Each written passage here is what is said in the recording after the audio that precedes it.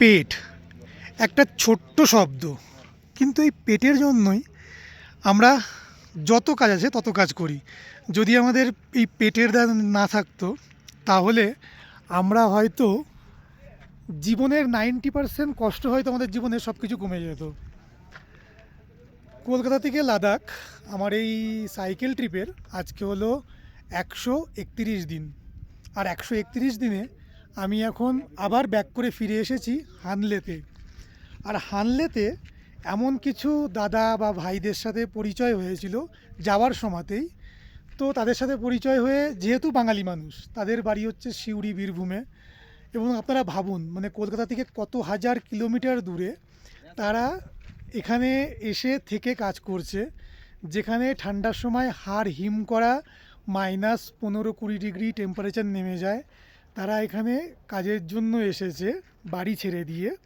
আমরা যে লে লাদাখে এই যে আমরা পাহাড় জয় করছি, আমি সাইকেল নিয়ে এসে পাহাড় জয় করছি, মানুষ আছে বাইক নিয়ে, গাড়ি নিয়ে এসে, সাইকেল নিয়ে এসে পাহাড় জয় করছে।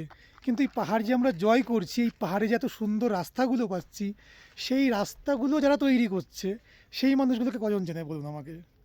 সেই মানুষগুলো এত হাজার কিলোমিটার এসে এই এত সুন্দর রাস্তা তৈরি করে দিচ্ছে, এই পাহাড় কেটে কেটে, যে রাস্তা দিয়ে আমরা সুন্দর করে প্রত্যেকটা পাহাড় জয় করে যাচ্ছি। কিন্তু যে মানুষগুলো এই জিনিসগুলো করছে, সেই মানুষের খোঁজ খবর কেউ জানে না, কেউ জানেই না যে এই মানুষগুলো অ্যাকচুয়ালি কোথায়, কোথাকার। তো এরকমই কিছু প্রায় 20-25 জন বাংলার মানুষ, বাঙালি ভাইরা, যারা বীরভূমের সিউড়ি থেকে এসে এখানে বিআরওর আন্ডারে কাজ করছে। এবং আমি যেদিন প্রথম হানলেতে এসেছিলাম, আমি কোথাও থাকার জায়গা পাচ্ছিলাম না। বিশ্বাস করুন, আমি কোথাও থাকার জায়গা পাচ্ছিলাম না। এবং তখন আমি জানতাম না যে এখানে কিছু বাঙালি দাদারা আছে বীরভূমে। তো আমি তারপরে এখানে যেরকম সাডেনলি আমি ভেতরে ঢুকে যাই, গিয়ে জিজ্ঞেস করি যে আমি টেন্টটা পিঞ্চ করতে পারবো কিনা এবং থাকতে পারবো কিনা। তো সেখানেই কিছু দাদা, আমি তখন আমার তো সাইকেলে লেখা আছে কলকাতা থেকে লাদাখ। তারা দেখে বললো কলকাতা থেকে এসেছি, বাংলায় কথা বললো, বাঙালি। তো তারা আমাকে এখানে থাকতে দিয়েছিল। আমি যাওয়ার সময় এখানে 2 রাত থেকে গিয়েছিলাম।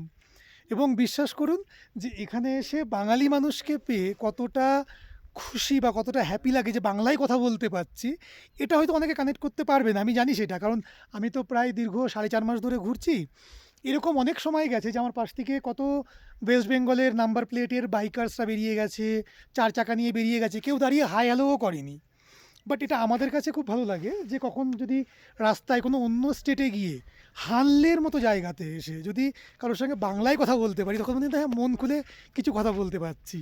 তো এখানে এমন কিছু মানুষ রয়েছে, তাদের সঙ্গে থেকে এবং তাদের সেই আপ্যায়ন দেখে আমি উমলিংলা পাস করে এসে তারপরে আবার যখন এখানে ফিরে আসি, আমি হয়তো চাইলে পরে আমি ওই পারে থাকতে পারতাম। ওই পারে দেখুন, ওখানে ওই তারামণ্ডলটা আছে, ওখানেও আমি তো টেন্ট পিঞ্চ করে থাকতে পারতাম। কিন্তু আমি ওখান থেকে 5 কিলোমিটার ঘুরে এসেছি, যে না, আমি 2 দিন যখন এখানে থেকে গেছি, আমি টেন্ট পিঞ্চ করে এখানেই আবার থাকবো, এই দাদাদের সাথে থাকবো, অন্তত বাংলায় দুটো কথা বলতে পারবো।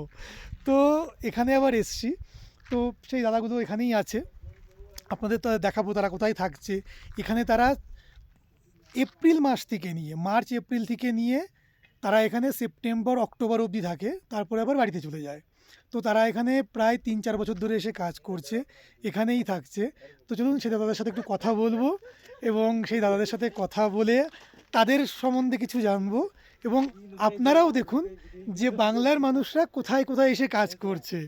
তো এই দেখুন, এই যে যে ক্যাম্পাসগুলো আছে, এর মধ্যে কিন্তু তারা থাকে।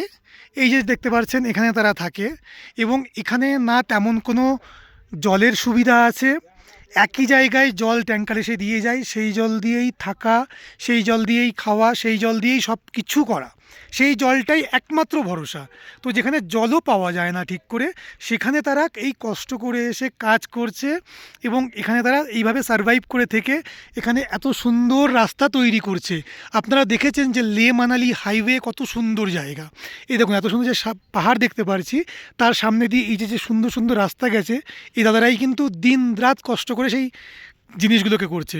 তো আলটিমেটলি জিনিসটা হচ্ছে যে প্রত্যেকটা মানুষ, আমরা যতই কষ্ট করি না কেন, সব হচ্ছে পেটের দায়ে করি। পেট যদি না থাকতো তাহলে পরে আমাদের হয়তো এত কষ্ট করতে হতো না, ঠিক আছে?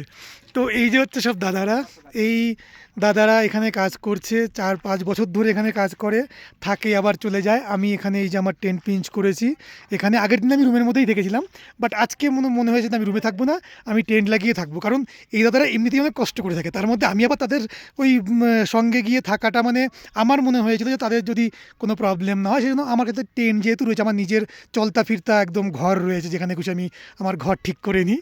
তো আমি আমার ঘরটা এখানেই ঠিক করে নিয়েছি। আর এই যে হচ্ছে সেই দাদারা। তো দাদা বলো কেমন আছো? দাদার নাম কি বলো একবার সবাই? ফারহান। ফারহান। আর তোমার? আমার নাম বিষ্ণু। বিষ্ণু। আপনার নাম? টুটু। টুটু। আচ্ছা, দাদা তোমার নাম কি? রসিক। রসিক। তো এই দাদারা হচ্ছে এখানেই থাকে।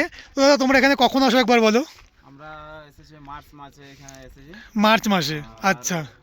এবারে কাম খতম হয়ে অক্টোবর দশহরা মানে দুর্গাপূজা যেমন হয় হ্যাঁ হ্যাঁ হ্যাঁ। সেই টাইমে বাড়ি চলে যাবো। আচ্ছা, মানে দুর্গাপুজোর সময় বাড়ি চলে যাবে। তখন ঠান্ডাও পড়ে যায়। ঠান্ডাও পড়ে যায়, হ্যাঁ। ঠান্ডার মধ্যে সার্ভাইভ করাটা খুব কষ্ট চাপের। করা কষ্ট, বাট এখানে ঠান্ডাতে পুরা জাম আর প্যাক হয়ে যায়। আচ্ছা আচ্ছা रोड तोड सब पैक हो जाए। আচ্ছা আচ্ছা কামও চলে, হালকা ফুলকা কাম চলে। আচ্ছা। ঠান্ডাতে কাজ করতে পারে না পারে না মানুষ, হ্যাঁ। সেই জন্যই যখন ওয়েদার চেঞ্জ হয়, একটু সামান্য গরম পড়ে, তখন সবাই এসে এখানে সিজনে কাম হয়, খালি সিজনে কাজ হয়। আচ্ছা। ঠান্ডা তো কাম হয়, বাট ঠান্ডার বিশেষ ঠান্ডার কারণে কাম হতে পারে না। রিস্ক নিতে পারবো না। আচ্ছা আচ্ছা। এখানে যা লোকাল আদমিরা আছে নিজেকে ঠিক রাখতে হবে, লিজার সরি। হ্যাঁ হ্যাঁ, সে তো 100 বার। আগে তো নিজেকে ঠিক রাখতে হবে, তারপরে সবকিছু। দেখো এখানে ঘর মা বাবা কই না। হ্যাঁ হ্যাঁ হ্যাঁ এখানে যদি কোনো হয়ে যায়। হ্যাঁ, এক্স্যাক্টলি এক্স্যাক্টলি। হ্যাঁ, আমি ওটাই বলছিলাম যে এখানে একমাত্র আর্মিদের কাছে কিছু ফার্স্ট এড ট্রিটমেন্ট হয়, তার থেকে বেশি কিছু এখানে হয় না। এখানে কোনো হসপিটাল নেই, কিচ্ছু নেই। তো এই এরকম বিরান জায়গাতে এসে দাদারা এরকমভাবে থাকে এখানে। তো তাহলে পরে ভাবুন, আমি যেটা বলছিলাম যে মানুষ পেটের দায়ে কোথায় আমাদের বীরভূম জেলা, কোথায় লেতে হানলে, মানে হানলেতে আসবার জন্য ডেলি বেসিস কোনো ট্রান্সপোর্টও নেই। এখান থেকে গেলে পরে কাউকে লিফট চেয়ে নিয়ে যেতে হবে, বা অনেক দূরে গিয়ে তারপরে তো কোনো গাড়ি পাবে, তারপরে সেখান থেকে লেতে যাবে, লে থেকে বাড়িতে যাবে। তো এরকম হচ্ছে এখানকার যোগাযোগ ব্যবস্থা।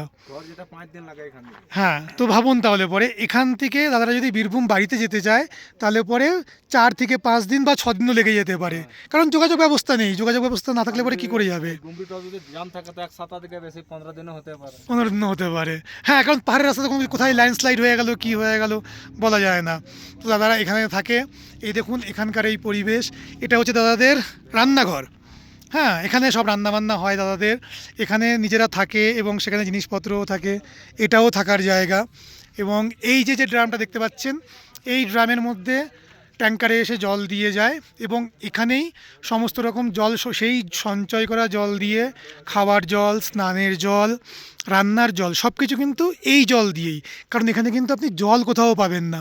আর এই সামনে দেখতে পাচ্ছেন, এটা পুরো আর্মি এরিয়া আছে। আর্মিদের হানলেতে যে আর্মি বেস ক্যাম্প আছে, এখানে একটা ব্যাটালিয়ান আছে, ওই পাশে একটা ব্যাটালিয়ান আছে, ওই পাহাড়ে দেখতে পাচ্ছেন ব্যাটালিয়ান আছে। আর এই রাস্তাটা দিয়েই একটা সুন্দর রাস্তা আছে, যেটা আপনি প্রায় 54 কিলোমিটার গেলে পরে আপনি এই ফটিলা পাস ক্রস করে উমলিংলার দিকে যেতে পারবেন। এই রাস্তাটাই হচ্ছে সবথেকে ভালো রাস্তা। তো এই হচ্ছে ব্যাপার দাদাদের। এটা হচ্ছে, আমি ভেতরটা আপনাদের দেখাচ্ছি না, কারণ সব কিছু পার্সোনাল জিনিস দেখানো দরকার নেই। না, ঠিক আছে। এটা হ্যাঁ, এটা হচ্ছে কিচেন টেন্ট। এখানে রান্নাবান্না হয়, ঠিক আছে, সকালে দুপুরে রাতে এখানেই খাওয়া দাওয়ার জিনিস সব কিছু হয়। আর এই দুটো জায়গাতে হচ্ছে দাদারা থাকে। তো এটাই হচ্ছে ব্যাপার। তো আপনাদের এই জিনিসটাই দেখাতে চাইছিলাম যে দাদারা এরকম দূরে এসে এত কষ্ট করে এখানে কাজ করছে। তো মানুষ পেটের দায়ে কোথায় কোথায় যেতে পারে একটু ভাবুন তাহলে পরে। দুটো পয়সা রোজগারের জন্য মানুষ কত দূর দূরান্ত অবধি যেতে পারে, এত 1000 কিলোমিটার এসে এই -ডিগ্রিতে এসেও এখানে তারা কাজ করছে। তো এটাই বলার ছিল। তো চলুন, পরে আবার দেখা হবে আপনাদের সঙ্গে। আপনারা সবাই সুস্থ থাকবেন, ভালো থাকবেন। হর হর মহাদেব, জয় বজরংবলী, ভারত মাতা কি জয়। তো চলুন, পরে আবার দেখা হচ্ছে। দেখতে থাকুন ভবঘুরে অভি। আর হ্যাঁ, আমার চ্যানেলটাকে প্লিজ একটু সাবস্ক্রাইব করে দেবেন যদি আপনাদের ভালো লেগে থাকে। টাটা।